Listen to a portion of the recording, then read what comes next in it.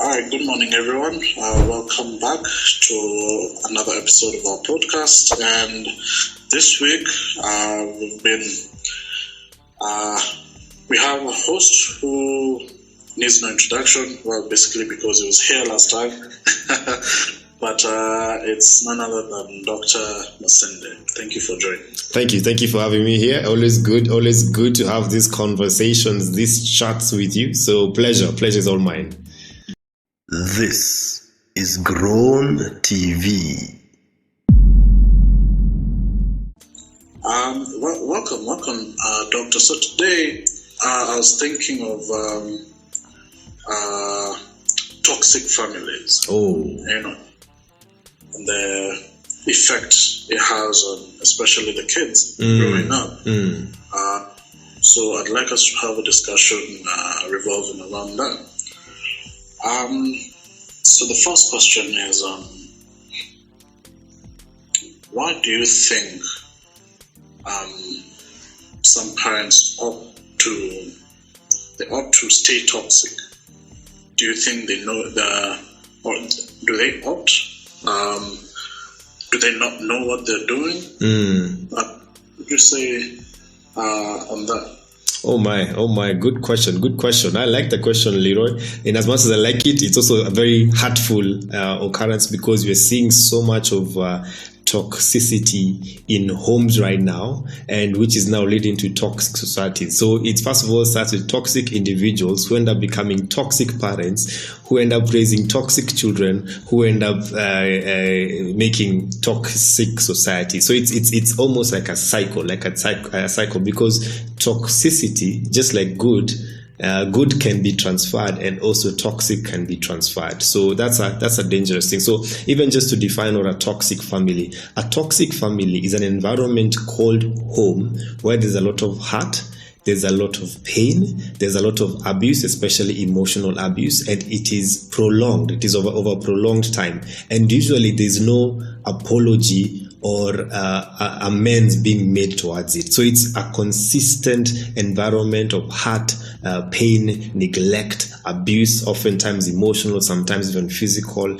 and a feeling of just you are home but not home, especially to the child. The child feels like they are at home but not home. So what ends up leading to that is that you find that a lot of people who are getting married or who are starting families without knowing what it means to start a family, without even healing themselves individually, because you need to be whole for you to raise a wholesome family.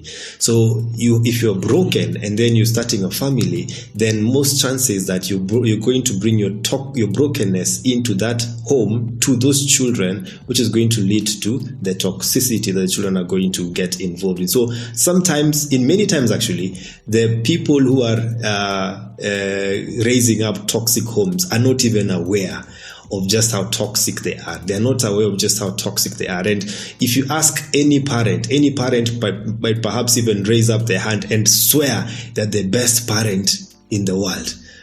But sometimes we are not being objective, we're not being honest with ourselves because we are in denial. There's a lot of denial that many of us have, and sometimes you can even have a child crying out to you, especially when the children become teenagers or they become older. They're telling you, Mom, Dad, I don't like the way you treat me. But for you as a parent, you think you are always right. Like you think that you know you are the custodian of what is wise, and so you don't listen to the cries and the pleas of the innocent children. So that is what tends to happen. And sometimes ego is keeping also us parents from being honest and being like, hey, I am a bad influence, I'm a bad person, I'm a bad environment to the children that I brought into this world.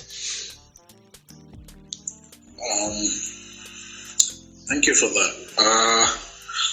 It's true. It is a vicious cycle, toxic individual marrying another toxic individual, getting to raise children in a toxic environment who then again gets to be toxic, and the vicious cycle keeps on repeating itself over and over again. So more often than not, the kids in such situations will not openly tell other people that they're going through this. So are there visual signs that a kid is being raised in a toxic home? Oh yes. There's so many signs. Sometimes one of the signs could be the child becomes a bully. A bully is a cry for help. A bully, especially a bully child. These bullies that we see in schools, we see in society, there is something going on. There's an unmet need. It's a cry for love and affection, because when the human spirit is not taken care of with care and affection, it tends to cry, and people cry differently. So some, they cry through the bully aspect. Another child might withdraw, just keep to themselves. You wonder why the child is always in their room, doesn't want to talk. They just keep to themselves. They're like, they don't want to engage. They're not happy, and and sometimes you find that the toxic parent is pushing the child, talk. What is wrong with you? You need to learn how to talk, and all these things, not realizing that the child is suffering from trauma. Another key sign is a sudden drop in the child's performance in school. The child used to be this well-performing child in school, and then all of a sudden the grades have just gone down. The concentration has just gone down. And now the toxic parent ends up now talking bad to the child. You're letting me down. You're failing me. I'm wasting school fees on you. You're a disappointment, not knowing that this is a child suffering and going through a lot. Another incident is that whenever we start seeing also, especially in the teenage realm, they start getting addicted to something, whether it is drugs, alcohol, masturbation, pornography. They just get addicted into something, because all these are escaping points. You find that a child is trying to escape in one way or another.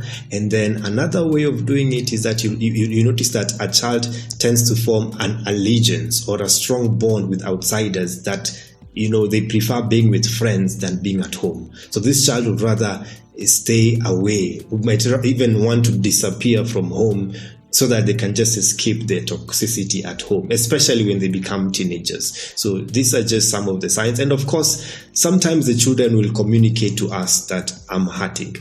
Some children are brave enough to just say, hey, mom, I don't like the way you treat me. Dad, I don't like the way you treat me. That was not proper. And so it is for us, as the mature ones, to be able to be sensitive, to listen to these pleas, these cries. But the question is, will our ego allow us, or will we turn a deaf ear? So some kids are actually brave enough to confront the parents when they're feeling wronged or hurt in such situations. But what happens to those who are not? How will they be helped? How can access help? Seeing that they can't communicate with the parents, it's hard or probably embarrassing for them to talk about it out in public. So when you see a child portraying the signs that you've listed, how do you approach to deal with to help them deal with that situation?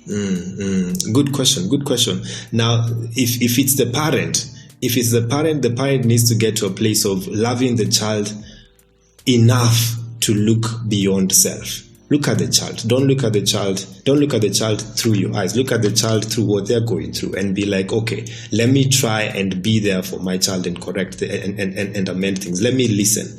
If there's a need for a child that parents tend to ignore a lot, is the need to be understood, like just to seek to understand your child. But that's on the parent front.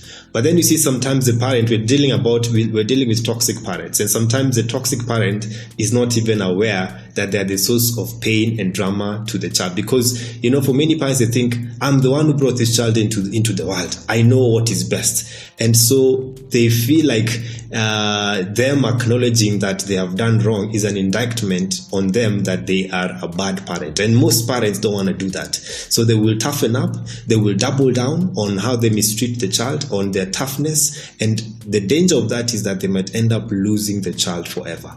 You will find that the child might grow up and want nothing to do with the parent. And as a parent, and if I'm here, if parents can even hear me, you don't want to get to the place where you lose your child for good, where your child feels emotionally disconnected from you, because you are pushing your child to two things. Either, number one, to a very dangerous place where they were going to be exposed to some high level of danger and risk in this world, or the second thing, they might find other people who might hold their hand better than you do. Just because you're the parent doesn't mean that you are perhaps their destiny helper. They might perhaps find people outside there who can hold their hand, give them the care and the comfort that you're not able to. Because you could be having a child, but you're not that child's mentor. That child finds somebody out there who's a mentor. And so this one I'm speaking because in Africa we have this saying whereby, it takes a village to raise a child, a community. So I'm also speaking to people who, if in case you're noticing a child who's going through stuff, perhaps the parents are oblivious or insensitive towards what the child is going through. But if you have the heart, please walk with that child. Please hold that child's hand. Please be a mentor. Please be somebody who speaks affirmation, who speaks validation to that child.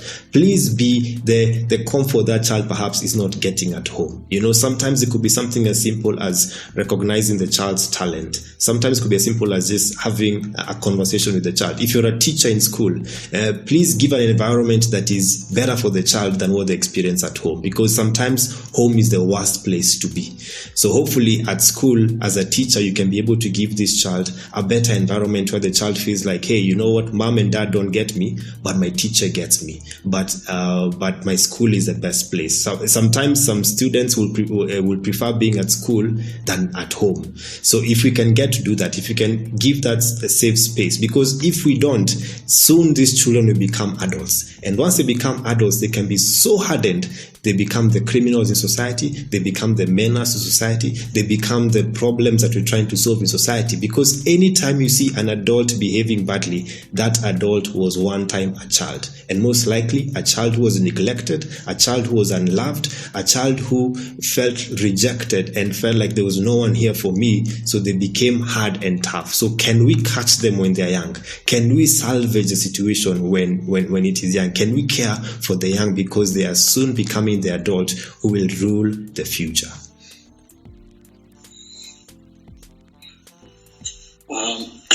Still on that point, by creating an environment that's conducive for the kids to open up freely about how they're feeling, about what's going on at home. In our previous podcast, we talked about having therapy in schools. Ideally, wouldn't that kind of make the process easier for them when they have someone they feel comfortable talking to? Probably not at the start, but as they continue forming a bond, wouldn't that be a good step for them to take, to probably have therapy introduced in schools and for them to actually attend therapy? Oh yes. That can go a long way. Therapy in schools and having someone to talk to.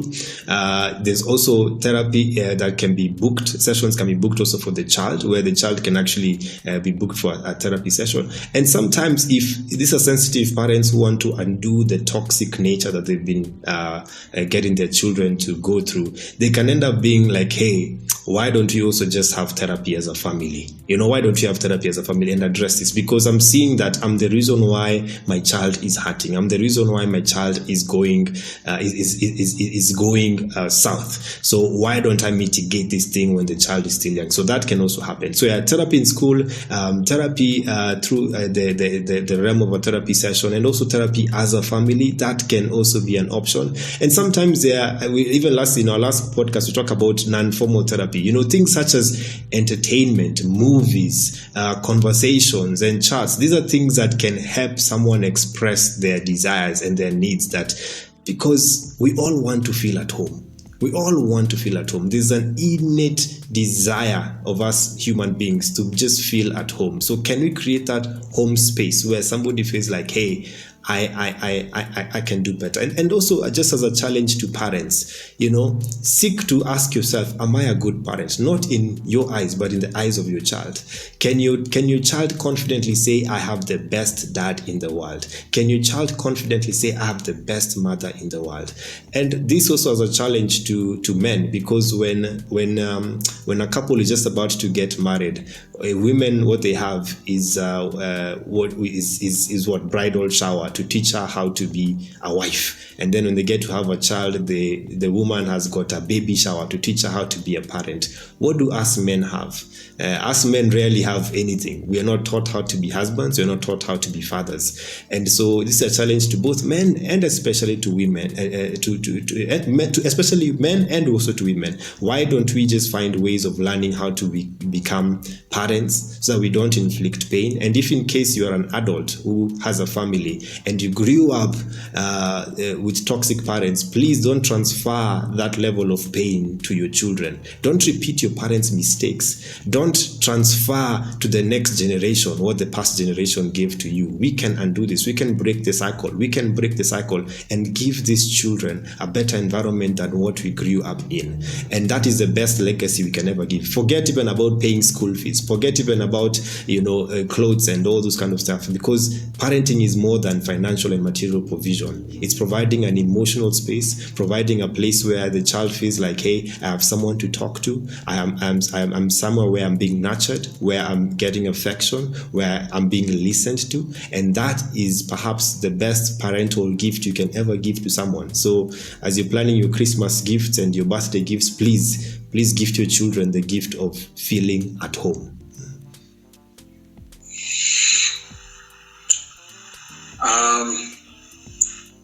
Now, just to comment further on that, I think that's a really great point, about breaking a cycle, because,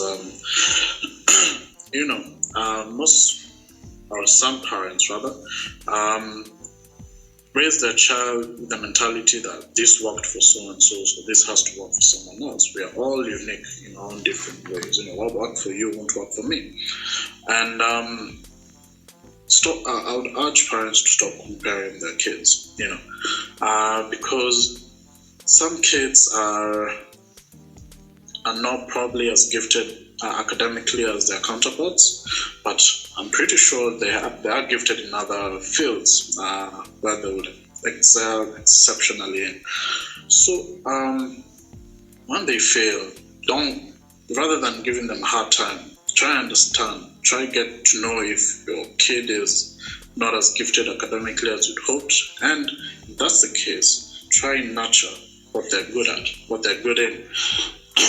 Also, when disciplined, some mistakes are definitely greater than others, but for every small mistake, if you treat that case as something major, something huge, the child will, I feel like that's what fosters kids to start lying, because anytime they make a mistake, because human is to err, mistakes will be made. Every time they're just not worried about the repercussion, then they start lying. And if they continue doing that all their life as a child, even as an adult, when they're alone and they don't have to answer to anyone per se, the lying will still continue. Sometimes they do it subconsciously, and probably they don't even mean to, but it's the life they've been accustomed to. Yes. So this fosters dishonesty in people, and at times these people they actually don't even mean harm. It's just almost as an instinct that has been fostered over a long period of time. Kids are I'd say kids are clay, and the parents are more the potter. So how you shape them, how you mold them, how you behave around them, they are very impressionable. How you behave is more likely than not how they'll behave. Yes. So if you behave, in confrontational way, you don't want to listen to anyone else but yourself, that's exactly how they'll be. And remember, at some point you will grow old and you will need them.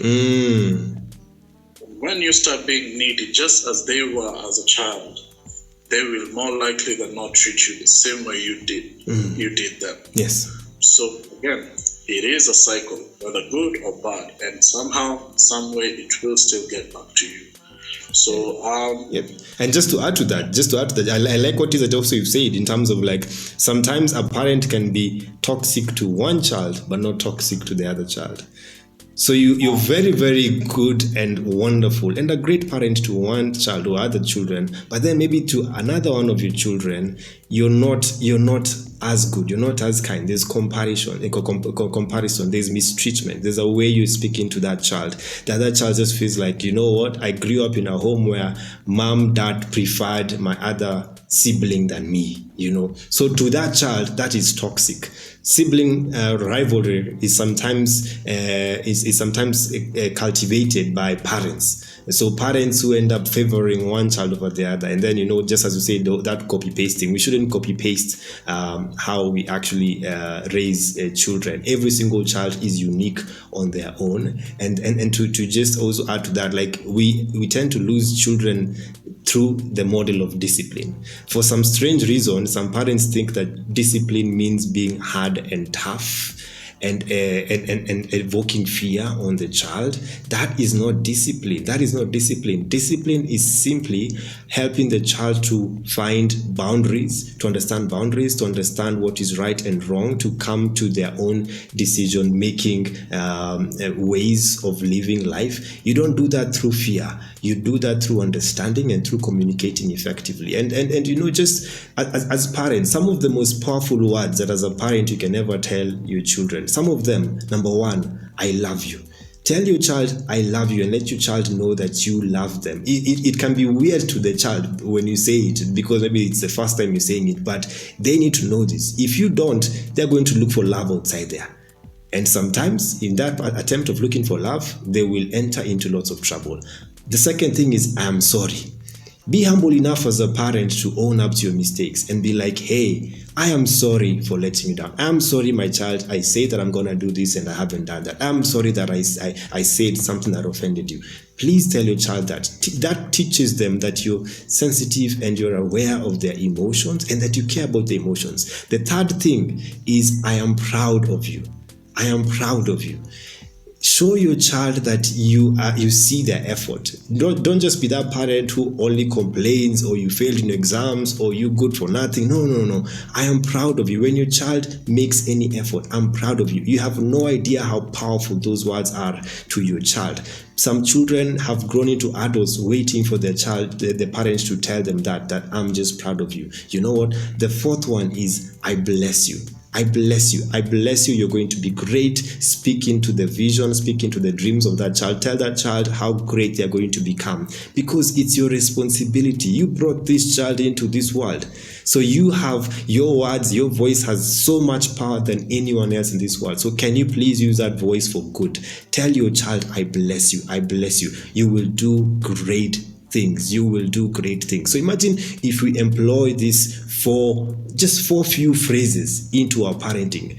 Even if you have not been doing it, it's not too late as a parent. It's not too late. Yes, you could be hearing us talking today, and maybe this thing touches close home and you're like, hey, I have been a toxic parent. So you can change things. You can start to extend love before you lose your children for good. You can salvage the situation. Yes.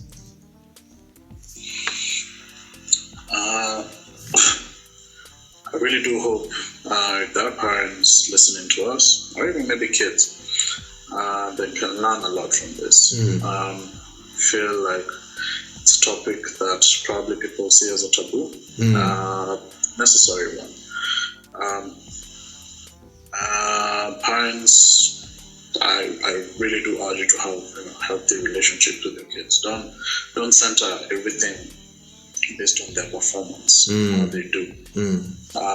Because if they perform well, everyone's happy. If they don't perform well, for one reason or the other, then they'll just feel like a failure. Yes. Or if they're capable of performing well, probably because they're not that academically gifted, then they'll always feel like a failure perpetually. So I think this was an extremely insightful discussion. I really hope the people will learn from it, parents especially, or soon-to-be parents, or people who are planning to be parents.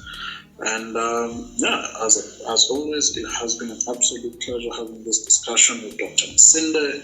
And thank you for your time.